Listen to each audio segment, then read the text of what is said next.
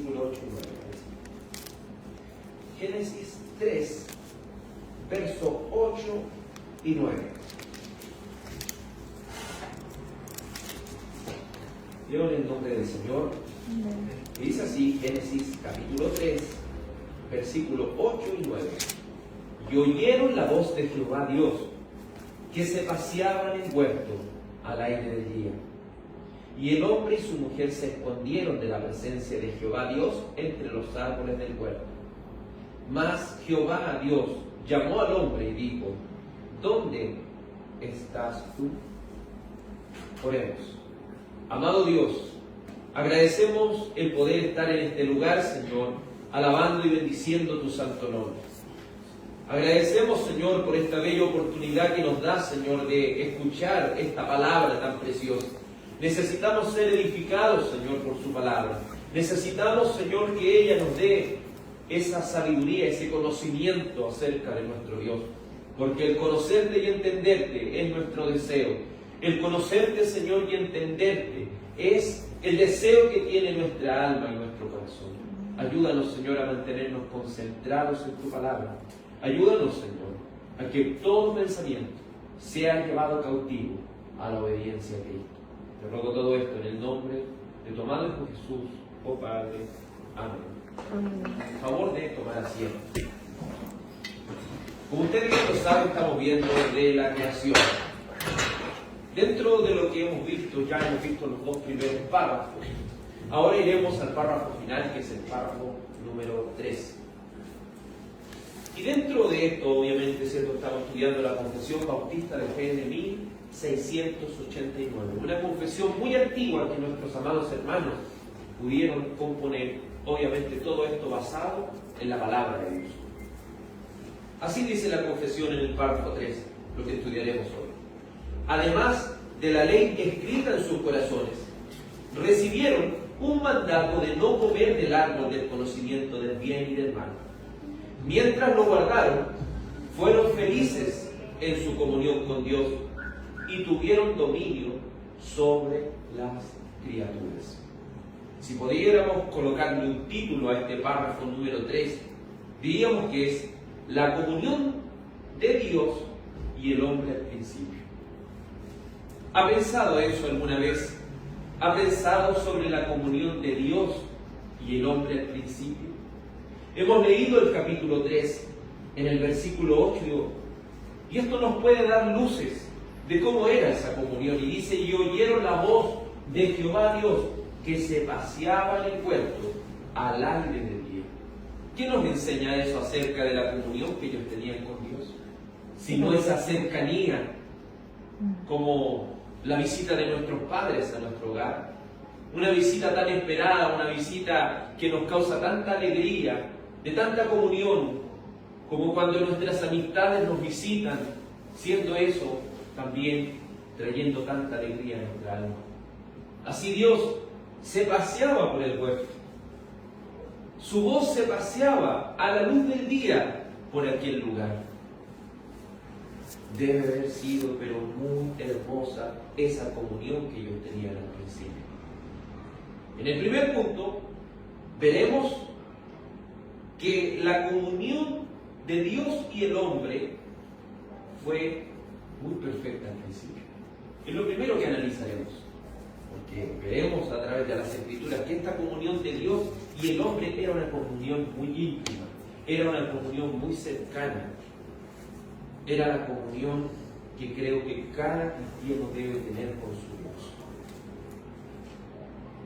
Para esto debemos definir, en primer lugar, la palabra comunión. Si nos buscamos en el diccionario, obviamente español, nos vamos a encontrar con muchos significados, pero es importante que vayamos, y esto también cuando vimos sobre las Sagradas Escrituras, es importante analizar el origen de la palabra, pero en el original en el cual fue escrito el Antiguo Testamento. El Antiguo Testamento, ¿en cuál idioma fue escrito? En hebreo y arameo. Entonces, si nos vamos a la raíz de las palabras, nos va a ser un poco más fácil entender lo que comunión significa. Comunión viene del hebreo sod, que en el Antiguo Testamento está escrita 21 veces. es traducida como intimidad, es traducida como compañía estrecha, asamblea, consejo secreto. Al hablar de consejo secreto, en primer lugar, usted un consejo o un secreto no se lo va a contar a cualquier persona, ¿sí? Se lo va a contar a las personas que tienen más cercanía. Entonces, cada una de estas definiciones para la palabra en hebreo sod nos quiere hablar de una compañía estrecha, de una relación íntima que ellos tenían con Dios, de una relación muy cercana. Si bien, si lo busca en Reina Valera 960, no va a encontrar, al colocar comunión no va a encontrar mucho significado, pero si busca la palabra en hebreo sod, va a tener 21 veces donde esa palabra se nombra. Obviamente utilizaremos el significado compañía estrecha, es decir, una intimidad que el hombre tenía con Dios, que Adán y Eva tenían con su Dios. Vamos al libro de Job 29:4. Si bien en Reina Valera no se puede apreciar lamentablemente, si lo vamos a leer en otra versión también, pero busque el libro de Job, porque le demos contexto a la comunión que el hombre tenía al principio con su Dios. Libro de Job 29, versículo 4, dice así. Job 29:4. Como fui en los días de mi juventud, cuando el favor de Dios velaba sobre mi tienda. Uno podría pensar cualquier cosa ahí, ¿cierto? Tienda, y son palabras que quizás no entendemos tan fácilmente. Pero en esta palabra, favor, es la palabra son. Entonces la NBI lo traduce muy bien y dice así: ¿qué días aquellos cuando yo estaba en mi apogeo y Dios bendecía mi casa con su íntima amistad? Favor es traducido por el NBI, la palabra sod es traducida como íntima amistad. ¿Es acaso la íntima amistad con Dios algo precioso para usted? ¿Es acaso la oración, esa comunión que usted tiene tan íntima con su Dios, donde le cuenta las cosas secretas de su corazón, algo que alegra su alma? Hay una íntima amistad que tiene el cristiano y que tuvo Adán y Eva al principio, una íntima amistad con Dios, que era traducida como una bendición. Una vez más, la Nueva Versión Internacional lo traduce muy bien. Dice: ¿qué días aquellos cuando yo estaba en mi apogeo o estaba en mi juventud? Dios bendecía mi casa con su íntima amistad. Qué hermoso es tener esa preciosa comunión con Dios, porque nuestra casa es bendecida con su íntima amistad. Aquí Reina Valera lo traduce: cuando el favor de Dios velaba sobre mi tienda. Obviamente tienda era donde ellos vivían, entonces se traduce obviamente por casa. Pero qué preciosa amistad, tan íntima, tan cercana en la que Dios nos muestra. Por eso esta palabra sod es tan importante y es traducida como comunión. Proverbios capítulo 3, verso 32, donde nuevamente se utiliza la palabra sod en hebreo, nos muestra esa comunión tan perfecta, tan íntima que Dios y el hombre tenían al principio, y que usted y yo, por medio de Jesucristo, debemos tener esa comunión también con nuestro Dios. Proverbios capítulo 3, versículo 32, dice así la Sagrada Escritura: porque Jehová abomina al perverso, mas su comunión íntima es con los justos. Entonces, para tener comunión con Dios, ¿qué es lo que debe haber en nuestro corazón? Sino rectitud, sino justicia. Hemos dicho, Adán y Eva tenían una comunión con su Dios, y tenían una comunión, como dijimos la vez pasada, porque eran el reflejo de Dios. Ellos eran el reflejo, eran la imagen, eran la semejanza, eran la réplica visible de Dios. Y si Dios es justo, su réplica visible, ¿cómo va a ser? Justa también. Y si Dios es justo y el hombre en su principio fue creado justo, eso quiere decir que va a tener una comunión estrecha con su Dios. No sé si alguna vez usted lo ha experimentado, y creo que cada cristiano lo ha hecho. Cuando pecamos, ¿no se siente indigno de orar? Cuando pecamos, ¿no nos sentimos indignos acaso de asistir a una reunión? Cuando pecamos, muchas veces no sentimos esa amargura de tomar nuestra Biblia, de tomar las Escrituras para tener esa comunión con Dios. Siento que produce un dolor en nuestro corazón. Algo produce en el verdadero cristiano. Obviamente, en alguien que no ha nacido de nuevo no produce nada. Pero en alguien que sí, lo que produce es una separación con su Dios. Porque Proverbios capítulo 3, versículo 32 dice: porque Jehová abomina al perverso. Es decir, para Jehová el perverso es algo repugnante, es algo que él no puede ni siquiera soportar. Pero su comunión íntima es ¿con quién? Con los justos. Si quiere tener una comunión íntima con Dios, debe ser justo. Pero en nuestro estado natural somos justos. No. ¿Pero cómo somos justos? ¿Por medio de quién?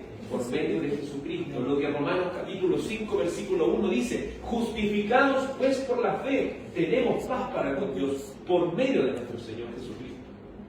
Por Él somos declarados justos. Y tenemos esta comunión tan preciosa con el Señor. Entonces por eso podemos deducir que la comunión que Adán y Eva tenían con su Dios era una comunión basada en la rectitud, basada en la perfección de la ley de Dios. ¿Recuerdan lo que decía la confesión de fe? Que Adán y Eva tenían la ley escrita en sus corazones. El hermano Cristóbal en el devocional hace un momento pudo citar el libro de Romanos cuando habla que aquellos gentiles hacen, sin conocer la ley, hacen por naturaleza lo que es de la ley, porque la ley está escrita ¿en dónde? En sus corazones. Esto nos conecta inmediatamente con lo que dijimos la vez pasada. No sé si lo recuerdan. ¿El hombre sigue siendo la imagen de Dios? Sí, sigue siendo. Por eso, como dice el libro de Santiago, no podemos ofender a los hombres porque ellos son hechos a la imagen de Dios. Pero son la réplica más cercana. No son la réplica porque ya han ensuciado con el pecado esta réplica. Siguen siendo imágenes, pero ya esa imagen está afectada, esa imagen está destrozada por el pecado. Entonces vemos cómo esta comunión íntima es por los rectos, es por los justos. Por eso Cristo es tan necesario para cada cristiano. Y por eso Adán y Eva, al ser la réplica visible de Dios, podían tener esta comunión con Él. Porque la ley, ¿dónde estaba? En su corazón. Y la ley está escrita en los corazones de las personas. Eso quiere decir que aún somos imagen de Dios. Pero estamos yéndonos aún en contra de nuestra propia naturaleza. Otra vez donde se nombra la palabra Sod es en Amós 3:7. Amós 3:7. Aquí note aquella comunión tan estrecha que Dios tiene con sus hijos y que tuvo con Adán y Eva al principio. Amós 3, versículo 7 dice así la palabra del Señor. Amós 3:7. Porque no hará nada Jehová el Señor, sin que revele su secreto a sus siervos los profetas. Esta palabra secreto en el hebreo es sod. Obviamente está hablando de una amistad, está hablando de una relación íntima que tiene con sus siervos. Y tiene esta relación íntima porque le dice las cosas secretas. Entonces la comunión que tenía Adán y Eva con su Dios al principio era una comunión perfecta. Era una comunión estrecha. Por eso esas palabras de Génesis capítulo 3, versículo 8 y 9 nos dan una perspectiva tan clara. La voz de Dios se vaciaba a la luz del día. La voz de Dios se podía vaciar a la luz del día y ¿dónde estás, Adán? ¿Dónde estás, Adán? Estos textos describen la hermosa comunión con Dios, donde el hombre es bendecido con aquella íntima amistad, donde la rectitud crea un vínculo íntimo con Dios, donde la intimidad con Dios revela su consejo. Esto es lo que vivió Adán y Eva, la felicidad excelsa de la comunión con su amado Dios. Ellos pudieron vivir esa comunión excelsa, esa comunión que está por encima de todas las cosas, porque era tan preciosa esa comunión. ¿Cómo será o cómo habrán experimentado cuando el Señor los expulsó de él? ¿Cómo se habrán sentido ellos al perder esta comunión con su Dios? La comunión es basada en la rectitud, como lo vimos en Proverbios 3, capítulo 32. Por eso la confesión de fe hace el énfasis en decir, además de la ley escrita en sus corazones. El hombre, para aquellos que estamos en el discipulado, según Eclesiastés 7:29, ¿cómo fue creado el hombre? Según Eclesiastés 7:29, el hombre fue creado perfecto, ¿se acuerdan cuando lo vimos? Pero ellos buscaron el pecado, ellos buscaron las malas cosas, ellos buscaron las cosas abominables y perversas. Pero al principio el Señor creó al hombre perfecto, y eso lo hacía tener una comunión íntima con su Dios. Por lo tanto, al ser imagen de Dios, es decir, la réplica visible de Él, reflejaban su perfección, reflejaban su rectitud en todo lo que ellos hacían. Es decir, Adán podía estar labrando este huerto y él lo estaba haciendo para la gloria de Dios. Podía tener esa comunión con su esposa y eso lo hacía glorificar a su Dios. Podía estar colocando el nombre a los animales y ahí él estaba glorificando a su Dios. Podía estar descansando y aún ahí glorificando a su Dios. Recuerde la primera pregunta que hemos estudiado en el discipulado. ¿Cuál es el fin del hombre? ¿Cuál es el fin? Glorificar a Dios y gozar de Él para siempre, disfrutar de Él para siempre. Si servir al Señor y tener esta comunión de intimidad con Él no es algo que nos mantiene tristes, no es algo que nos mantiene enojados. Esta comunión nos mantiene felices, nos mantiene gozosos, porque Él es con nosotros. ¿O para usted servir a Dios es un peso? ¿Decir que el cristiano es un peso para usted? No es cierto. Es algo que espontáneamente está en nosotros, porque hemos nacido de nuevo y tenemos ese deseo por Cristo.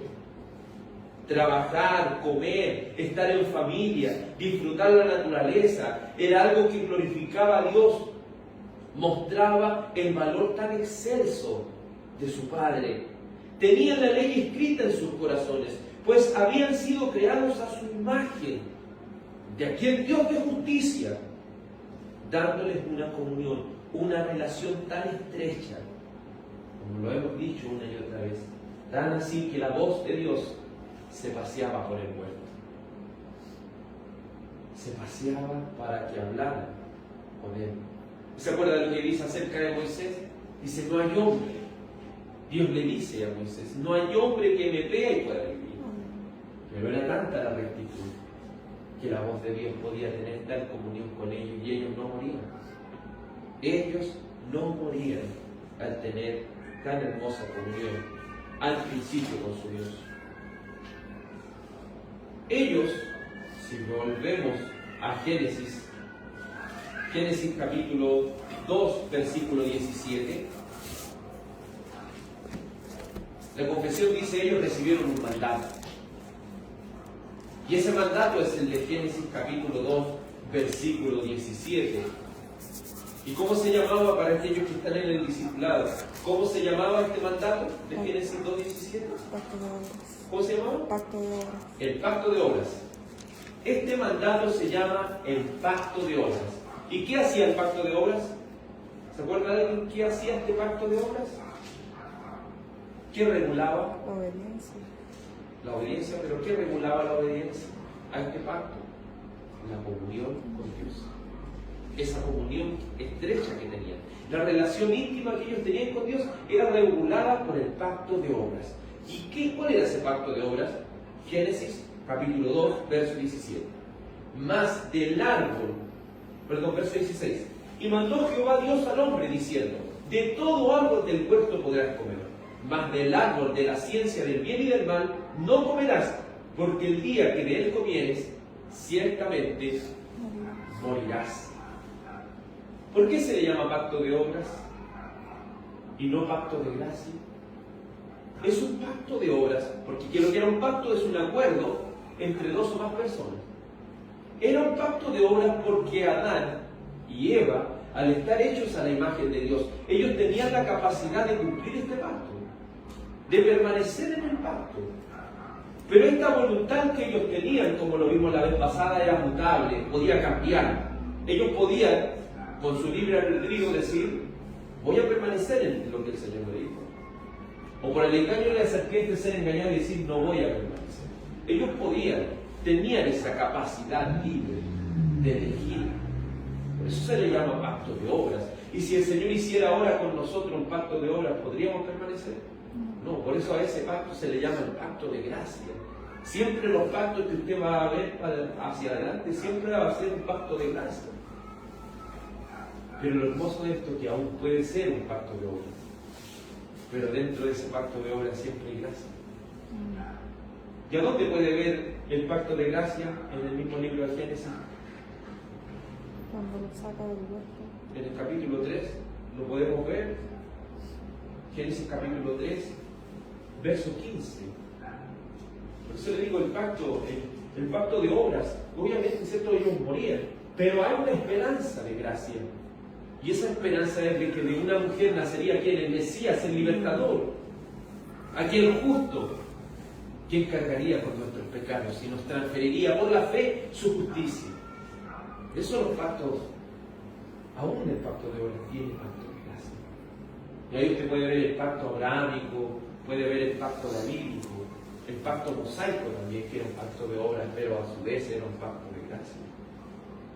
Así, en este acuerdo que Dios tenía con el hombre al principio, esta relación estrecha que el hombre tenía con su Dios estaba regulada por la obediencia al pacto de obras.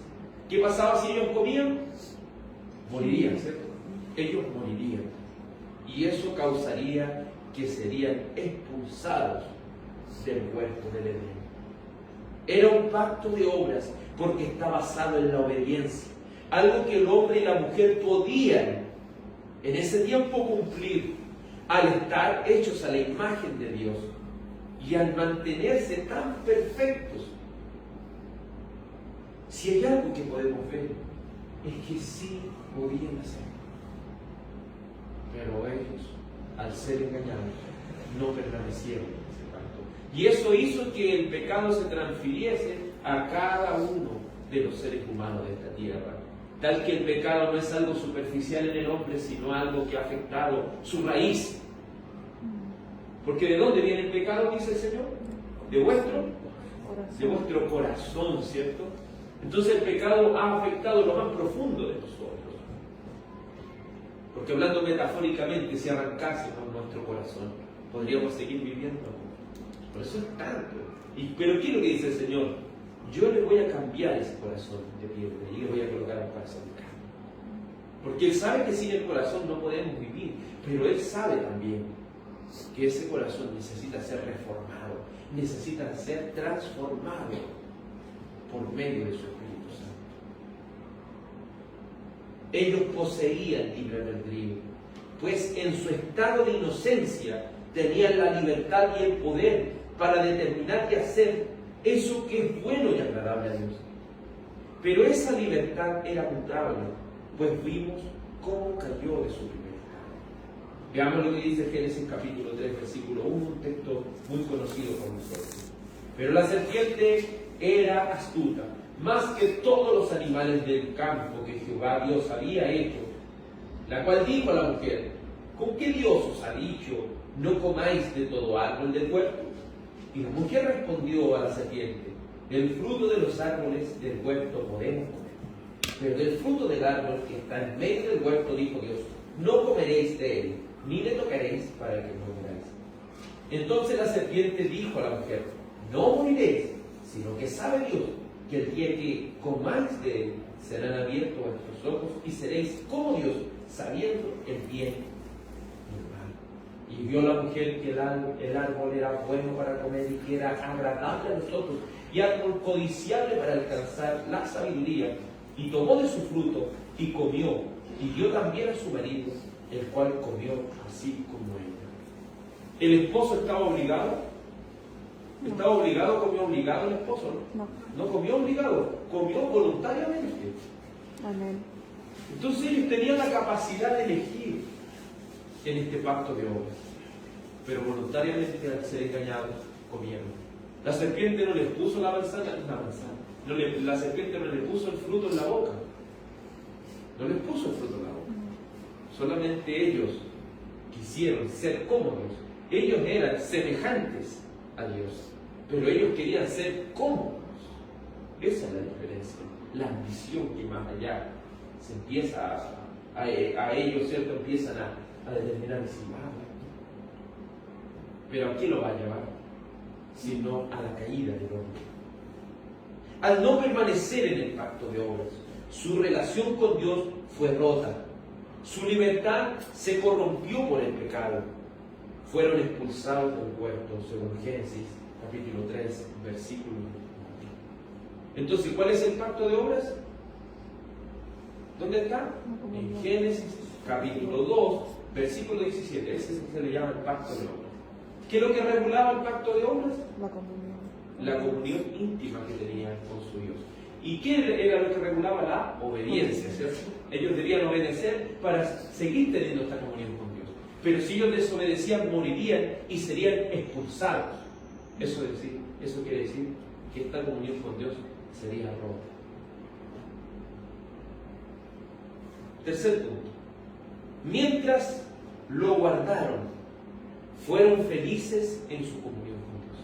Mientras ellos permanecieron en el pacto de obras, ellos fueron felices. ¿Y fueron felices con qué? Con su Dios. La relación del hombre y de la mujer hoy en día es una relación muchas veces individualista. Si hay algo que quiere el hombre y la mujer, no es vivir para la gloria de Dios. Ellos quieren vivir para sí mismos. Y aún en el matrimonio quieren complacerse a sí mismos. Quieren que el otro haga cosas por nosotros, mientras el otro permanece sin hacer nada. Y se transforma en esta guerra de género que vemos a nuestro alrededor.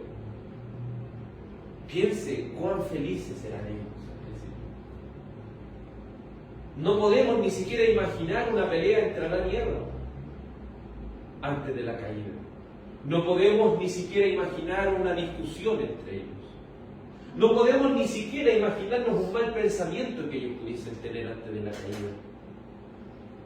No pudiésemos ni siquiera imaginar el clima destruyendo todas las cosas. No podríamos imaginar un gobierno malo de Adán y Eva sobre la creación. Recuerden que el Señor les dijo que ellos debían señorear la creación. El Señor le entregó a cargo estas cosas. Se las dio por amor. Y cómo ellos, al permanecer en este estado de inocencia, ellos podían gobernar las cosas sin hacerle daño a los animales, sin hacerle daño a las plantas, sin hacerse daño entre sí mismos. Ellos podían permanecer en esta comunión con su Dios. Y eso los hacía ser personas felices. Veamos el mundo de hoy.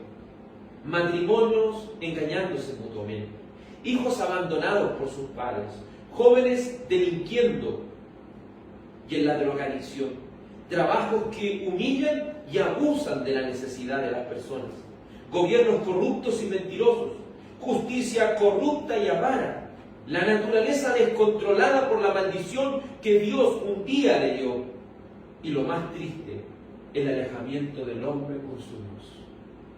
Las personas no quieren saber hoy de Dios. Las personas en pecado no quieren ni siquiera saber. ¿Quién se atrevería a pensar que Dios no existe? Pero hay personas que se atreven a decir algo tan ilógico, tan descabellado, tan necio como dice la Escritura, de negar la existencia de Dios.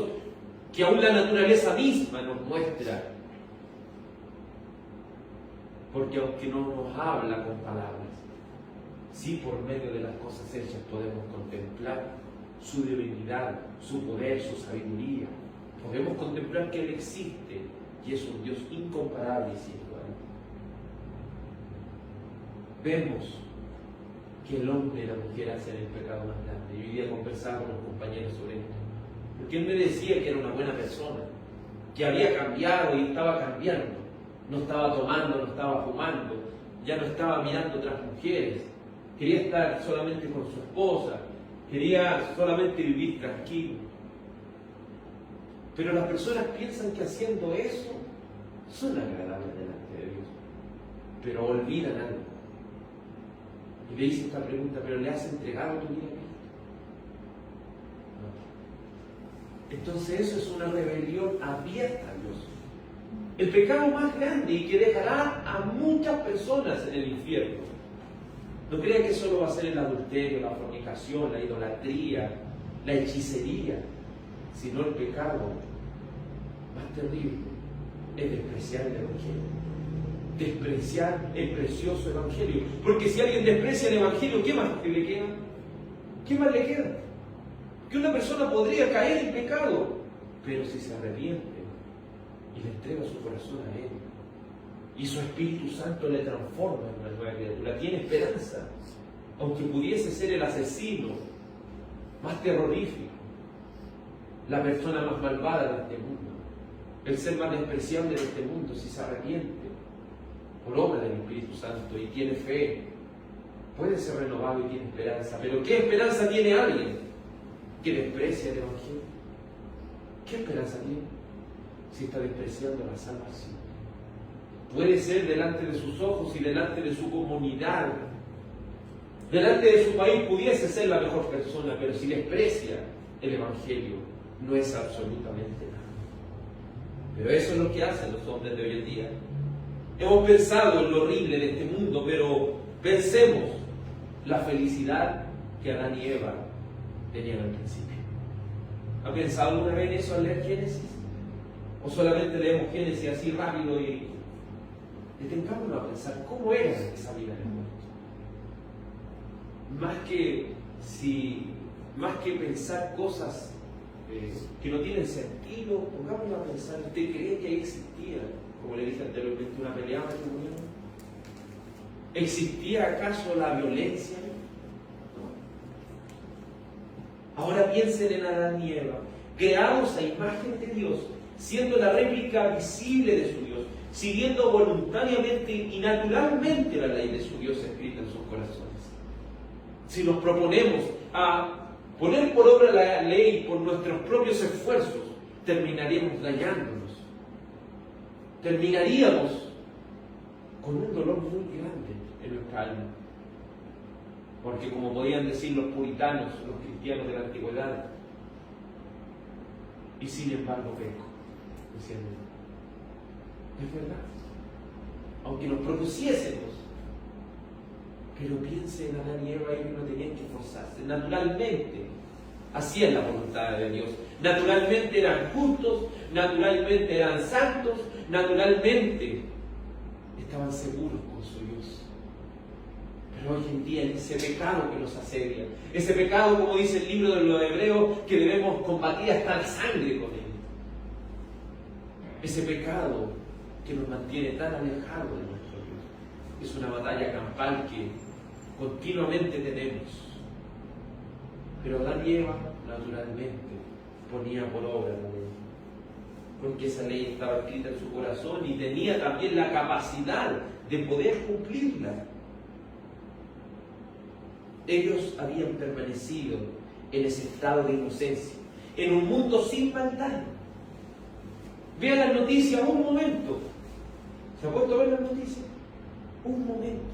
Portonazo tras portonazo, asesinato tras asesinato. Podía ver en las noticias también lo que está pasando en Brasil por los desastres naturales. Llevan 50 personas muertas hasta ayer, vi eso, 50 personas muertas por un desastre natural. ¿Usted cree que en los tiempos de Adán pasaba eso? antes de la caída? ¿Usted cree que antes venía un tornado y hacía todo eso? No. Todo eso fue causado por la maldición, que sin tener culpa, ¿quién recibió la maldición? La tierra. La tierra recibió una maldición por causa nuestra.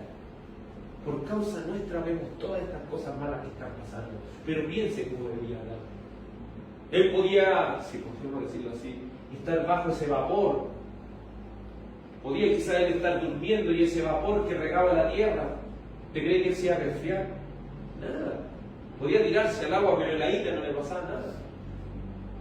No tenía que estar tan abrigado como estamos nosotros aquí para no pasar tanto frío. No estaba limitado. A veces nosotros tenemos una casa, nos cuesta con esfuerzo y estamos limitados a eso nomás. Ellos, su casa era de ellos. Ellos podían estar tranquilos, pero todo eso se perdió por no permanecer en el pacto de hombre. Piensen a Adán y Eva, que lo más hermoso que tenían era que podían tener la voz de Dios en ellos. Hoy en día Dios nos habla a través de las Escrituras, pero ¿no creen que sería precioso escuchar a Dios en tu vida?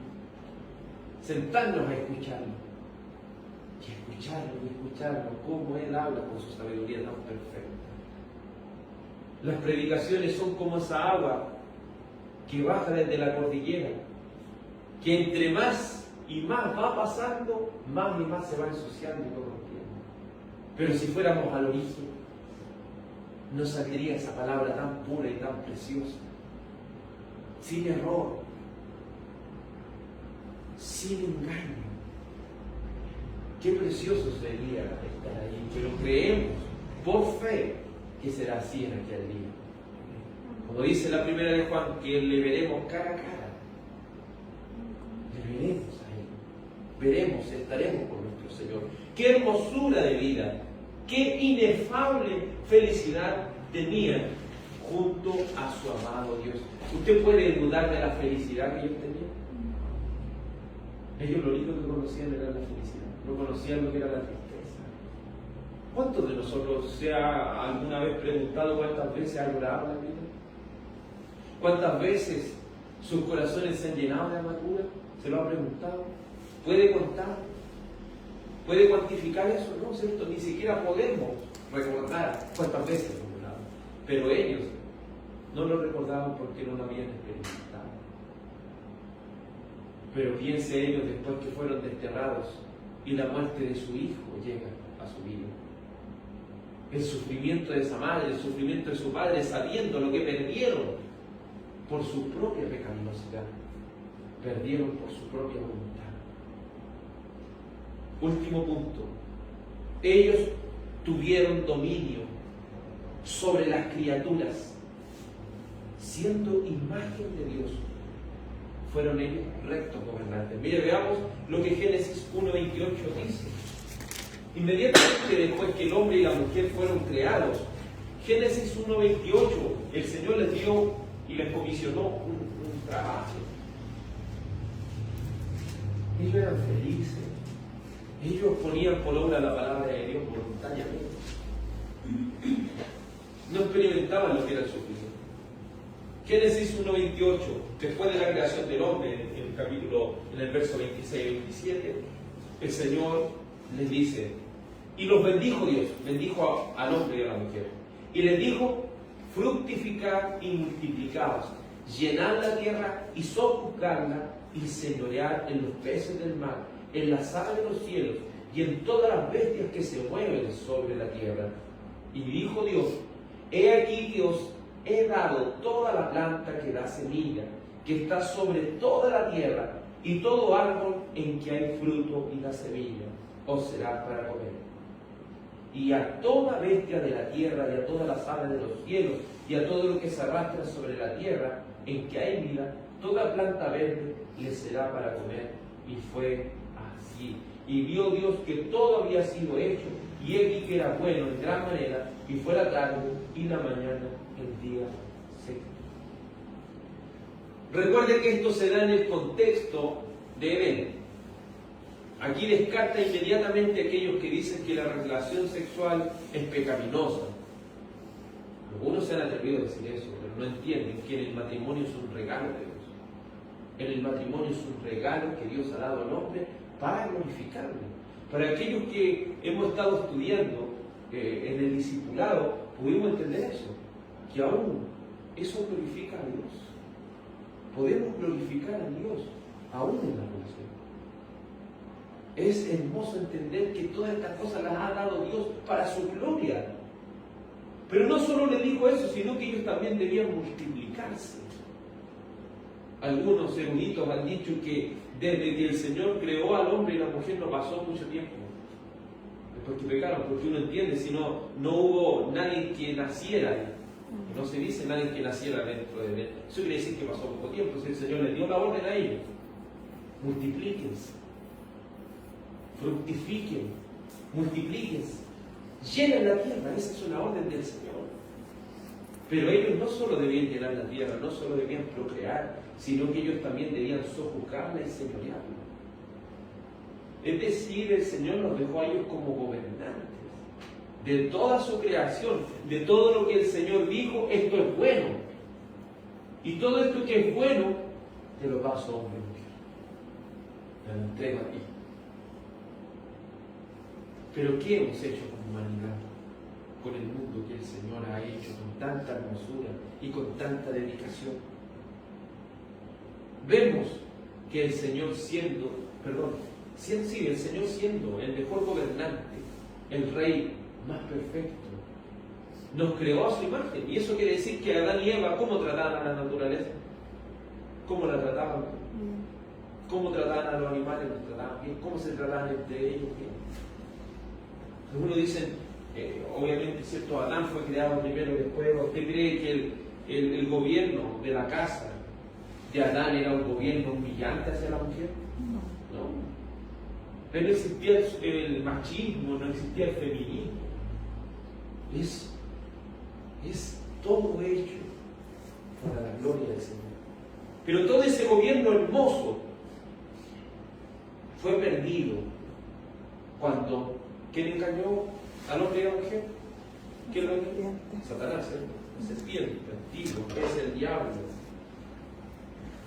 Pero cuando cayó en el engaño, perdió este gobierno que nuestro Señor Jesucristo nuevamente recuperó. No sé si puede acompañarme a Lucas capítulo 4 para entender esto. Porque Adán y Eva no solo por el engaño de la serpiente murieron, ni solo fue afectada la comunión con Dios, no solo fue maldita la tierra por su causa, sino que perdió también el gobierno de ellos. Lucas capítulo 4, versículo 5. Esto es la tentación que sufrió el Señor. Siempre se debe estudiar muchas veces para entender esto. Génesis capítulo 3 y estudie también Lucas capítulo 4. Porque así como Adán y Eva fueron tentados, el Señor también tuvo la tentación. Pero a diferencia de Adán y Eva que pecaron, el Señor Jesucristo permaneció fiel y no cayó. Lucas capítulo 4, en el versículo 5 dice: y lo llevó el diablo, esto era el Señor, a un monte y le mostró en un momento todos los reinos de la tierra. Y le dijo el diablo: a ti te daré toda esta potestad y la gloria de ellos, porque a mí me ha sido entregada y a quien quiero yo la doy. Entonces Satán, ¿qué es lo que dice? Que estos reinos le pertenecían a él, porque a él se le fueron entregados. Y le fueron entregados cuando se los quitó a quién? Se los quitó a Eva. Porque era de Adán y Eva señorear la tierra. Era de Adán y Eva sojuzgar la tierra. Pero ellos lo perdieron. Ellos lo perdieron. Y Satanás fue quien se lo quitó. Pero maravilloso es lo que Mateo capítulo 12, verso 22 dice. Porque luego de este acontecimiento, Mateo capítulo 12, verso 22. Mateo 12, 22. Dice esto tan hermoso, que llena nuestros corazones de esperanza. Porque si bien el hombre y la mujer pecaron, después de este pacto de obras hay un pacto de gracia. Y dentro de ese pacto de gracia es nuestro Señor Jesucristo quien recupera el gobierno de todas las cosas. Mateo capítulo 12, versículo 22, dice así: entonces fue traído a él, es decir, al Señor, un endemoniado, ciego y mudo, y le sanó de tal manera que el ciego y mudo veía y hablaba. Y toda la gente estaba atónita y decía: ¿será este aquel hijo de David? ¿Qué estaban ellos diciendo? ¿Es acaso el Mesías prometido? ¿Es acaso ese rey que lo gobernará? Mas los fariseos, al oírlo, decían: este no echa fuera a los demonios, sino por Beelzebú, príncipe de los demonios. Sabiendo Jesús los pensamientos de ellos, les dijo: todo reino dividido contra sí mismo es asolado, y toda ciudad o casa dividida contra sí misma no permanecerá. Y si Satanás echa fuera a Satanás, contra sí mismo está dividido. ¿Cómo pues permanecerá su reino? Y si yo echo fuera a los demonios por Beelzebú, ¿por qué los echan vuestros hijos? Por tanto, ellos serán vuestros jueces. Pero si yo por el Espíritu de Dios echo fuera a los demonios, ciertamente ha llegado a vosotros el reino de Dios. ¿Qué está bien? ¿Por qué el Señor echaba fuera a los demonios? Porque había llegado el reino del Señor. Y en el reino del Señor, Él echaba ¿a quién? Al demonio. Echaba al demonio. Y mire lo que sigue diciendo aquí. Dice: ha llegado el reino de Dios. Él no dijo el reino de Dios va a venir después, como algunos esperan que el reino de Dios viene después. El reino de Dios comienza con la primera venida de Cristo. Y luego, miren lo que dice, para que recuerde Apocalipsis 20. Porque, ¿cómo puede alguno entrar en la casa del hombre fuerte y saquear sus bienes si primero no le haga? Y entonces podrá saquear su casa. ¿Usted cree que viene el Señor Jesucristo, el Rey de todas las cosas, viene a la tierra, viene a traer su reino? ¿Qué es lo que tiene que hacer con el diablo? ¿Usted cree que lo tiene que dejar que ande por ahí? No. Él lo tiene que atar. Por eso esto se conecta inmediatamente con Apocalipsis capítulo 20, cuando Satanás fue atado con una gran cadena. Él está atado porque el reino de Dios está cierto, avanzando. Con la venida, con la primera venida de Cristo, podemos decir, estamos en el milenio. En ese milenio poético, no estamos hablando de un milenio, de 1000 años literales. Estamos hablando de un lapso de tiempo en el cual el Señor va a consumar su reino en el fin del siglo. Entonces se entiende el Señor Jesucristo cuando vino echaba fuera a los demonios, porque estaba atando a Satanás. En este caso el hombre fuerte, ¿quién es? Satanás. Satanás debe ser atado para que el reino avance. ¿Y qué estamos haciendo nosotros aquí? Como embajadores estamos haciendo que este reino siga avanzando. Somos embajadores del Dios. Y así cada hermano que se está reuniendo cada día del Señor y durante la semana está haciendo que este reino siga avanzando hasta la consumación del reino. ¿Cuándo será la consumación del reino? En la segunda venida de Cristo. Entonces, el reino ha llegado con la primera venida de Cristo. Cristo ató al hombre fuerte, ató a Satanás, para que su reino pudiese avanzar. Por eso el Señor expulsaba a los demonios. Mire lo que acontece en Colosenses, un texto pero muy hermoso. Colosenses, capítulo 2. Colosenses, capítulo 2, versículo 15. ¿Qué es lo que hizo el Señor por su primera venida? Sino traer un reino, sino traer su reino. Y despojando, dice Colosenses 2:15, y despojando a los principados y las potestades, los exhibió públicamente, triunfando sobre ellos en la cruz. Antes, cuando analizábamos este tipo de texto, hacíamos una separación entre los principados y los potestades. Pero nuevamente, cuando están hablando muchas de las palabras, se hace doble énfasis. Es decir, el Señor está reiterando aquí, por boca del apóstol Pablo, que los gobernantes demoníacos están siendo derribados por el Señor y fueron despojados. Y los exhibió, dice, públicamente. Recuerden que en las guerras, cuando usted ganaba un reino, ¿qué es lo que se hacía con los prisioneros de guerra y con todo esto? Se exhibían públicamente para exhibir el triunfo. O en la antigüedad, ¿qué es lo que hacían? Les cortaban las cabezas y los colocaban con palos afuera de la ciudad. Los exhibían públicamente, triunfamos sobre ellos. El Señor ha triunfado. Él ha triunfado porque Él al tercer día resucitó. Se le apareció a más de 500 hermanos y después al ascender al cielo, ¿a dónde se sentó? A la diestra de Dios Padre. ¿Y quiénes son los que se sientan a la diestra? Sino aquellos que se les da toda autoridad, todo dominio, todo reino, para que se cumpla el Salmo capítulo 2.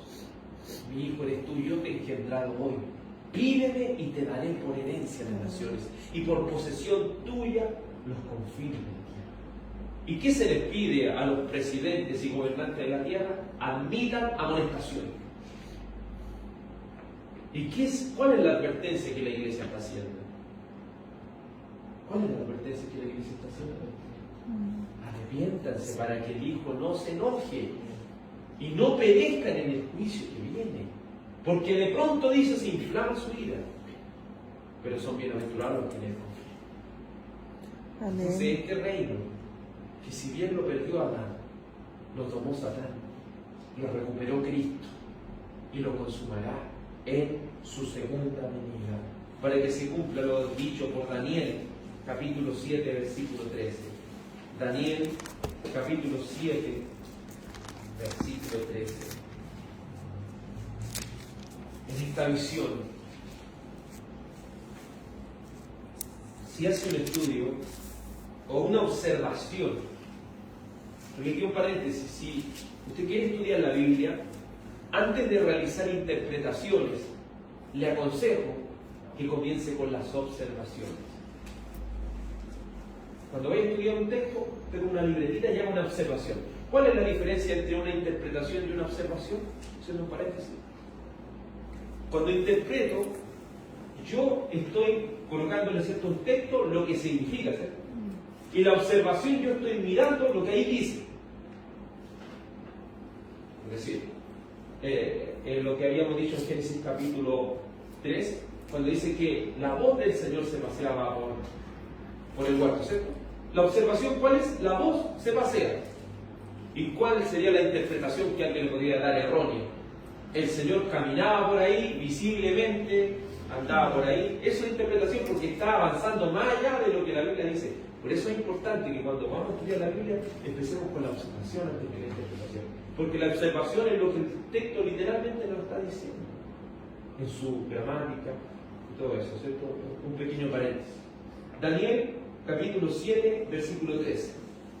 Dice así: miraba yo en la visión de la noche, y aquí con las nubes del cielo venía uno como hijo de hombre, que vino hasta el anciano de días, y le hicieron acercarse delante de él, y le fue dado dominio, gloria y reino, para que todos los pueblos, naciones y lenguas le sirvieran.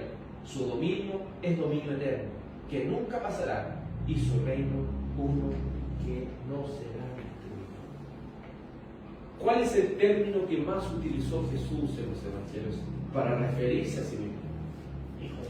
Hijo del hombre, ¿cierto? El más que Cristo, más que Mesías, más que hijo de David, si usted se fija, siempre dice el hijo del hombre, siempre dice el hijo del hombre. ¿Y a qué se está refiriendo ese término? Al libro de Daniel. Porque el anciano de días, que es el padre, ¿cierto?, le da el reino ¿a quién? Al hijo, conectándose con el Salmo capítulo 2. Y le da un reino que nunca será terminado. Entonces, por eso conectamos lo que pasa con Adán, lo que pasa ahora en la actualidad y lo que pasará en el fin. Porque esa felicidad que ellos tuvieron al principio, ese gobierno tan precioso y tan perfecto que ellos tuvieron al principio, lo disfrutaremos aún más glorioso que ese. Porque el reino del Señor nunca más será destruido, nunca más seremos engañados por la serpiente, nunca más tendremos que derramar lágrimas, nunca más tendremos que vivir lo que hoy día experimentamos como humanidad. Nunca más. Porque el Señor hará un cielo nuevo y una tierra nueva. Y su reino que Él ya ha traído en su primera venida lo va a consumar para siempre en su segunda venida. ¿Anhela ese día usted? ¿Anhela ese día? Amén. Oremos. Dios Padre, agradecemos el haber estado aquí junto a nuestros hermanos, permitiendo, Señor, para tu gloria que tu reino avance. Estamos, Señor, aquí en este lugar, en la embajada del cielo, donde aquellos redimidos por Cristo se reúnen para tu gloria.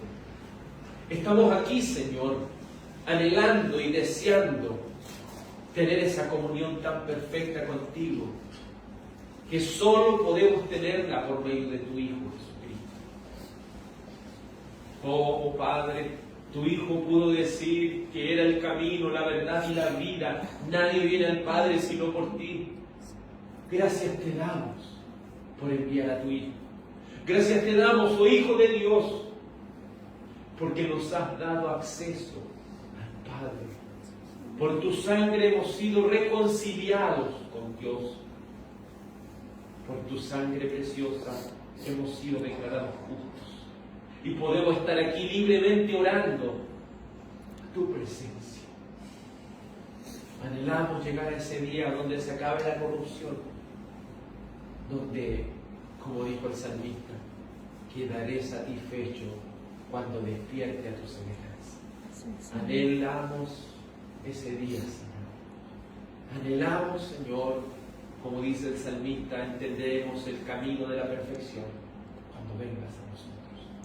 Dios Padre, que al terminar este estudio sobre la creación podamos entender más claramente tu palabra, Señor, tu pacto de obras y tu pacto de gracia, que para tu gloria lo has permitido. En el nombre de tu Hijo amado, amén, y amén. Que la gracia y la paz de Cristo sea en vuestros corazones. Que tengan una muy buena noche. Amén.